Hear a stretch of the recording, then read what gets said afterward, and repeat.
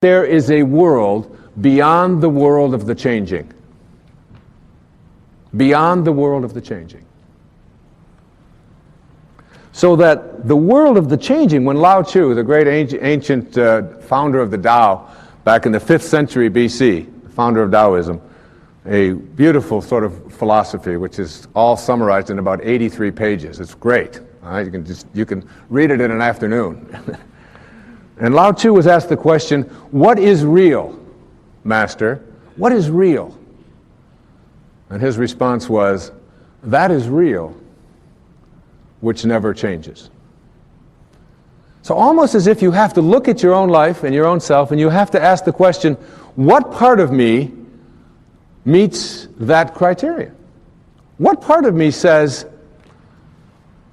I am eternal? I have always been.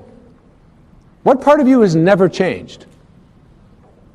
I don't know about you, but it's not my body. I promise you that.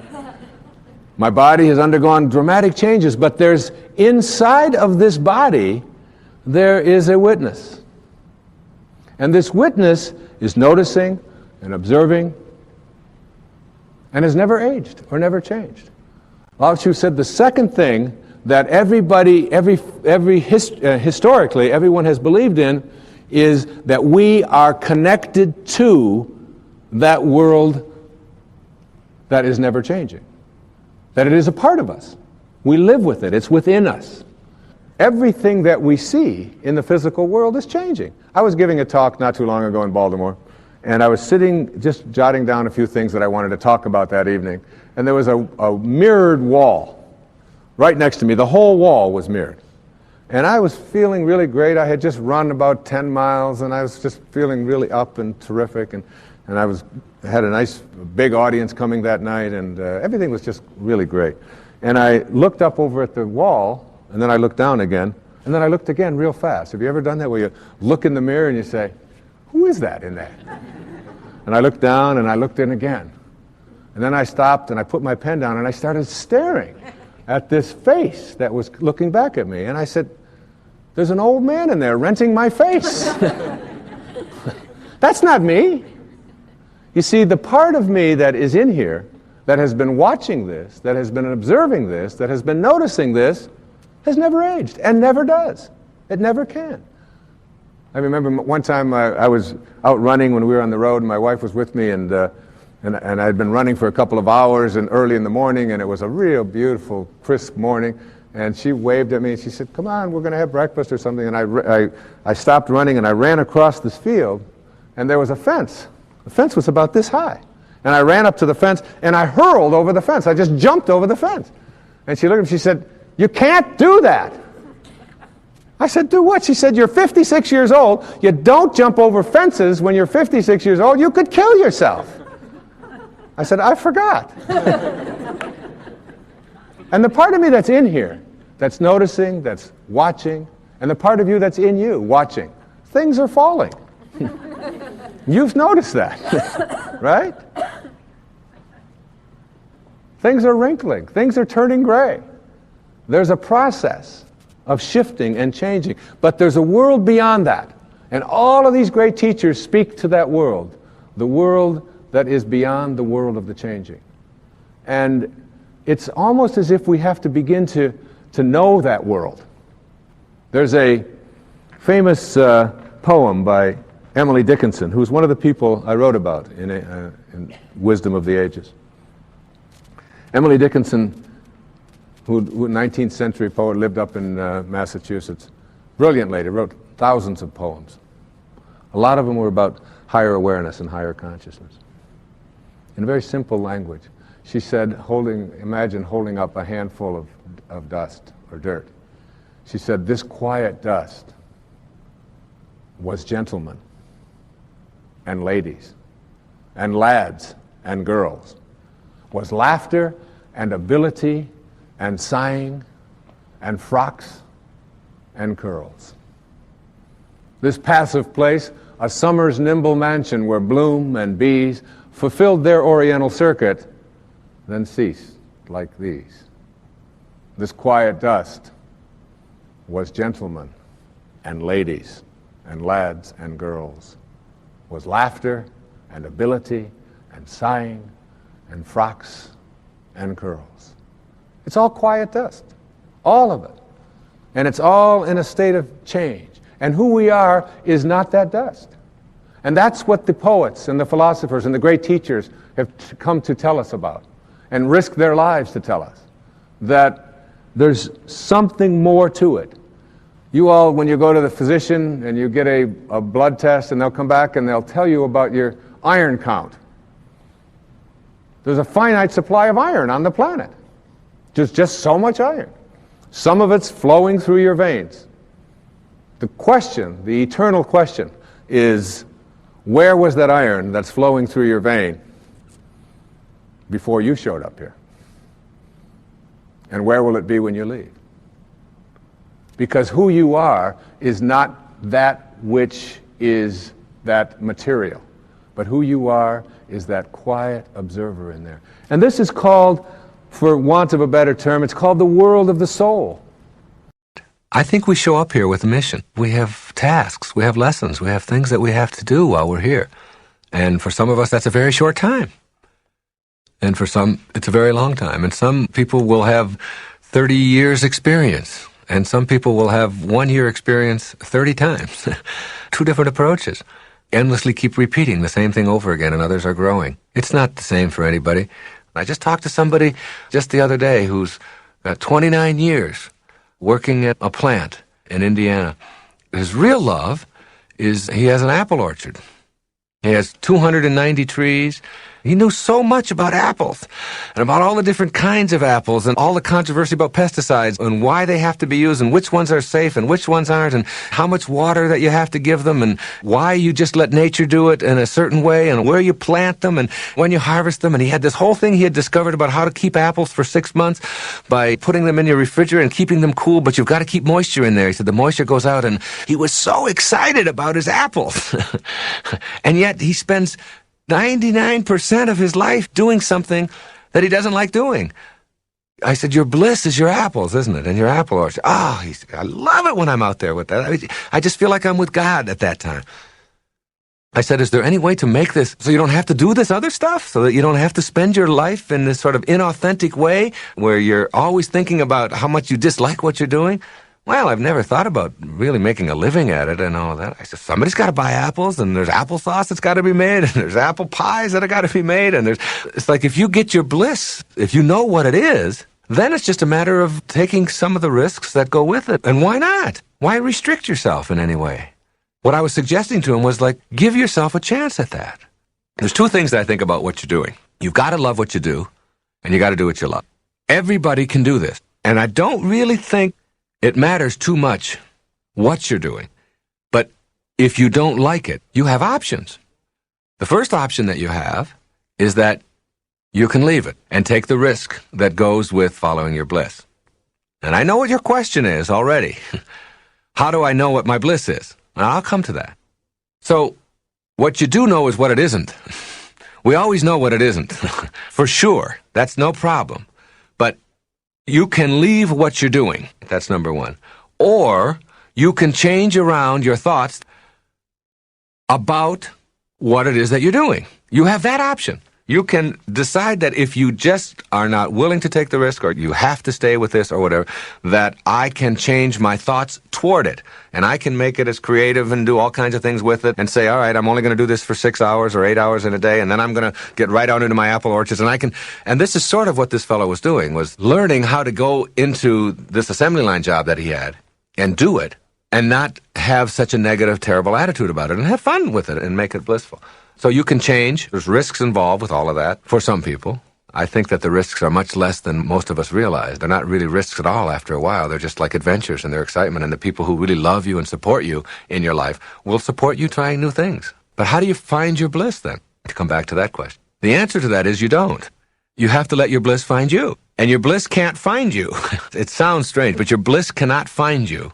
It's like your purpose. It cannot find you as long as you're filled up or clogged up with something else. Here's a wonderful story. There was an expert on Buddhism and Far Eastern religions, and he was a professor at a university. He had written 4 or 5 books on the subject, and he was really considered a true expert.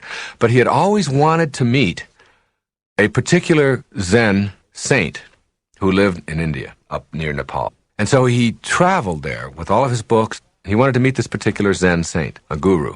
He had made an appointment, and he introduced himself, and the man had just like a loincloth on, and he was very simple, very peaceful, very old, so you get the picture. And the expert began talking to him about all the things that he knew about Zen and Buddhism and so on. And the master stopped him and said, "Would you like a cup of tea?" And he said, "Yes, that would be very nice."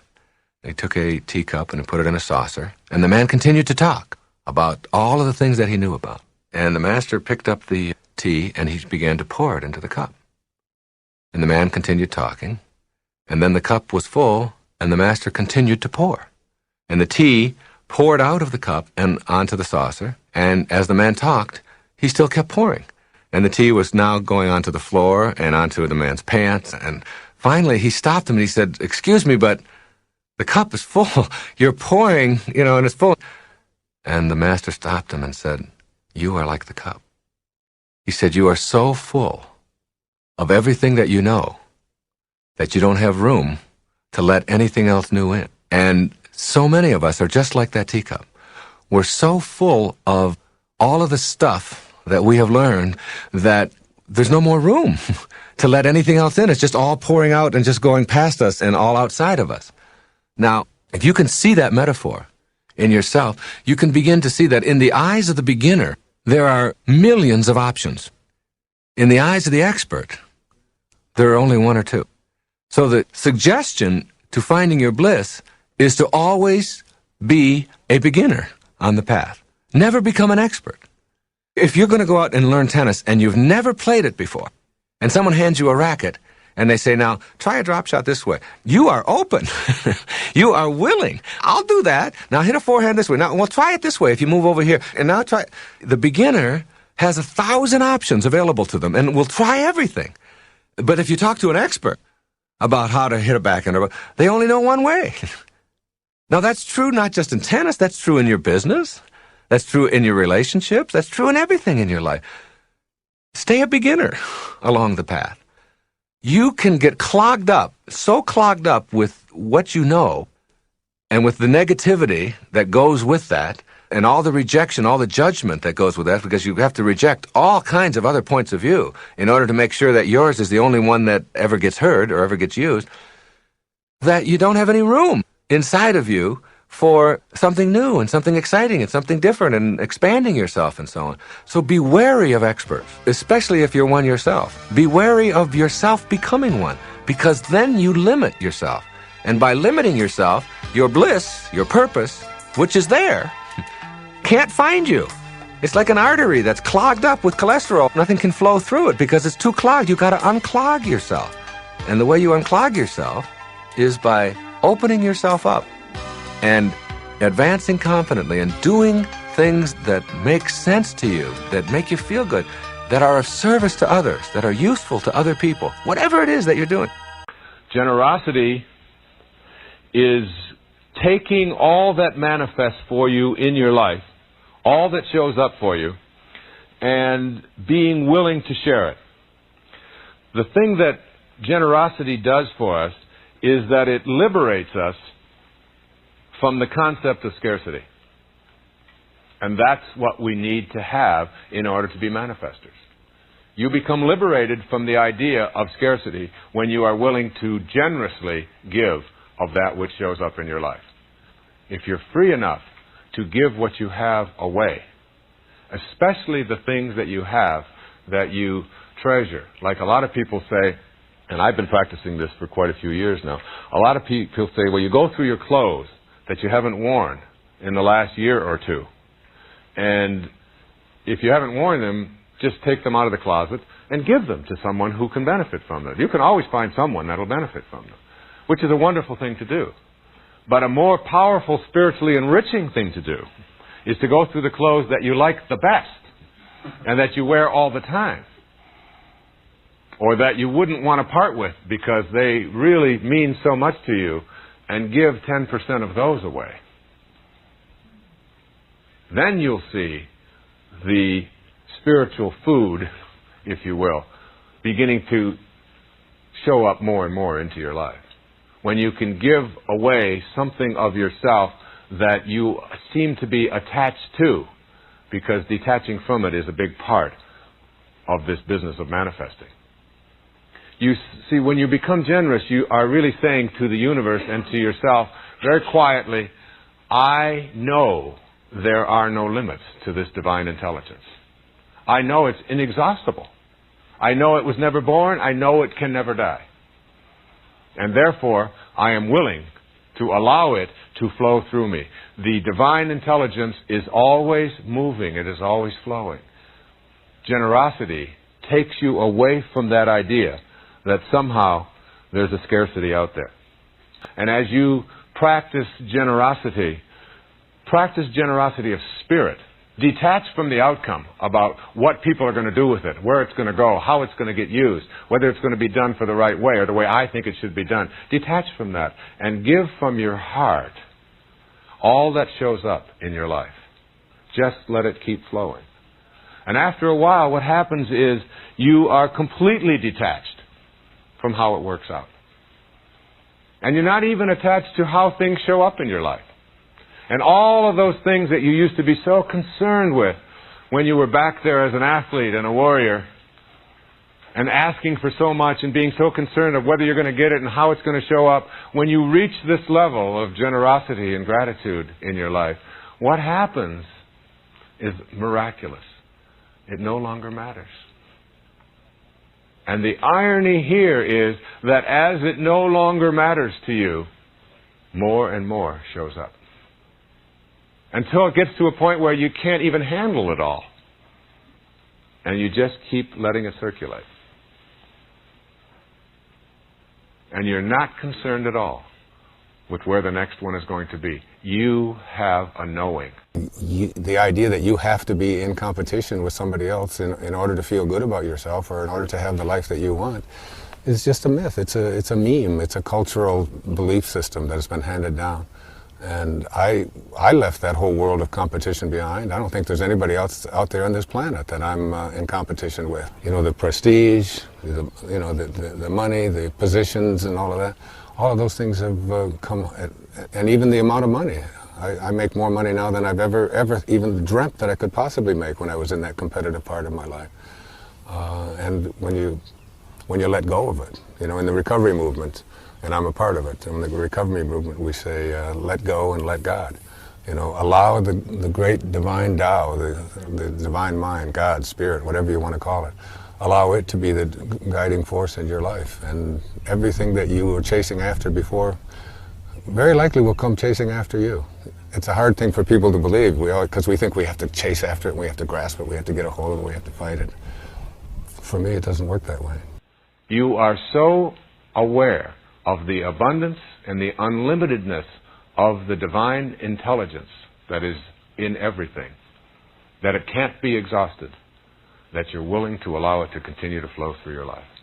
And then you get in synchronicity with that divine force. It's almost like you have a collaboration with fate. And as you collaborate, rather than fight, scarcity moves away in your life. That's how I give.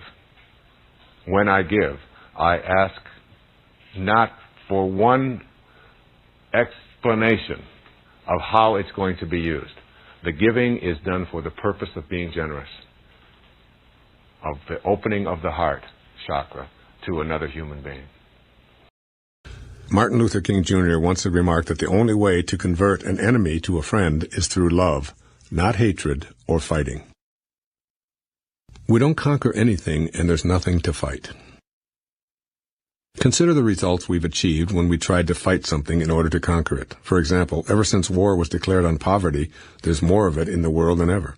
Our wars on drugs have only served to triple our prison populations and bring illegal substances to more people at younger ages. As early as junior high school, there's hardly a child who doesn't know how to acquire all manner of drugs.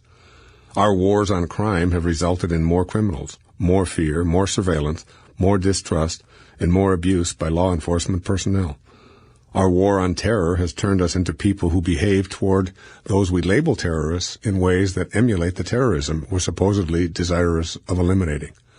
And our wars on cancer, obesity, and hunger have not eliminated those conditions either. Here's the reasoning behind what I've just elaborated. The truth of this universe is that we live in an energy system that operates on the law of attraction. That is, we become what we think about all day long. If we think about what we hate, this is an energy that we're offering to our desires. In this system, then, we'll attract more of what we think about. Consequently, more of what we hate is what we will attract. We act on our thoughts. Our thoughts of hate, violence, fighting, and war generate actions of hate, violence, fighting, and war.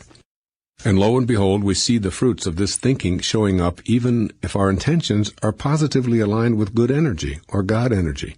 We get what we think about, whether we want it or not. Thoughts that translate into fighting and war almost always guarantee that the response is a counterforce. That is, others will respond in kind to our desire to fight and conquer. This kind of counterforce can continue for centuries, with unborn generations programmed to carry on the fight. This same understanding of how fighting weakens us and generates more imbalance in our lives is applicable to our experience with addictions. We can become addiction-free relatively quickly if we make a decision to eliminate fighting and conquering from our efforts. The thoughts and energy that replace fighting need to be in the form of non-warlike thoughts. As Emerson said so succinctly, the remedy of all blunders, the cure of blindness, the cure of crime, is love. And addictions constitute one huge blunder. I can assure you, having spent a great deal of my life immersed in such folly myself. Overcoming blunder-filled thinking. For those of you who may not be familiar with my friend Ram Dass, in the late 1960s, he helped shape the awakening consciousness of an entire generation with his bestseller, Be Here Now. One of my favorite Ram Dass stories is the one he tells about an early encounter with Neem Karoli Baba, his guru in India. Ram Dass brought some capsules with him to India that were designed to dramatically alter one's state of consciousness. Neem Karoli Baba confronted Ram Dass about these pills and asked him to give all of them to him. Ram Dass thought that he'd brought a long-term supply of this very powerful psychedelic substance, yet he watched in horror and amazement as this enlightened being swallowed all of them right before his eyes with no visible reaction. His guru then asked him if he had any more, since these obviously weren't working. After telling this story, Ram Dass concluded with one of his most sagacious observations. "If you're already in Detroit," he said, "then you don't have to take a bus to get there." Addictions of every description are vehicles that people board in order to get someplace higher, more pleasurable, more peaceful, more tuned in and turned on, and so on. But if you're already aligned with this energy, then it's obviously unnecessary to climb aboard any vehicle headed to a place where you currently reside. I've played with addictions and addictive behaviors for a large part of my life. In fact, I'd say that these various addictions have been among my greatest teachers, allowing me to see that there's a higher level of consciousness and blissful awareness available to us all.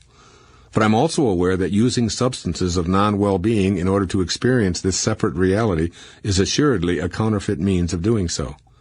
I'm essentially addiction-free, and I want you to know that I didn't get to this place by fighting my addictive nature. In fact, the more I tried to conquer addictions at various stages of my life to things such as sugar, soda pop, caffeine, nicotine, alcohol, and certain drugs, the more they'd gain a foothold on me. Force, counterforce. I'd apply my weapons, and they'd bring out their artillery, with my body as the battleground where the war was being waged. I was blundering my way into deeper addiction.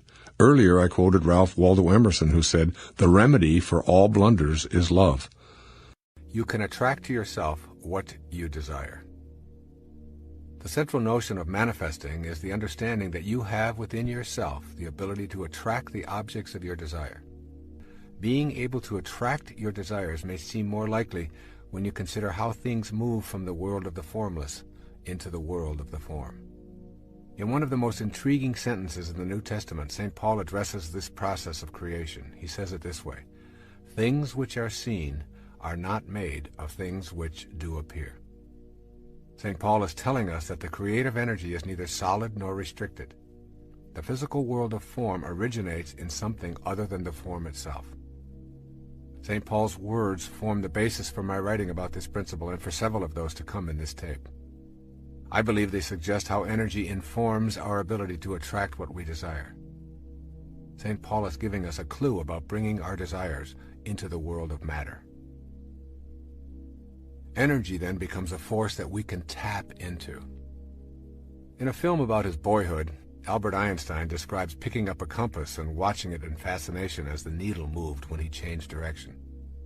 He said that he became obsessed with understanding the invisible force that moved the compass needle. Where was the force located? Who controlled it? Why did it always work? Like magnetism, there is a force that has many characteristics that are quite impossible to detect with our physical senses. We call this force energy. Energy is in all things in our universe and has an impact upon objects around it with something that we describe as the power of attraction. In magnetic fields, we can easily see it at work, yet we're unable to detect the formless energy with our sensory apparatus. The force is there, attracting and repelling, and it is everywhere on our planet. If it is everywhere, then it is also within us. It seems unlikely that our senses will inform us any better than they help us comprehend how a magnetic pole works. We can see the results, but the force itself is always elusive and in motion.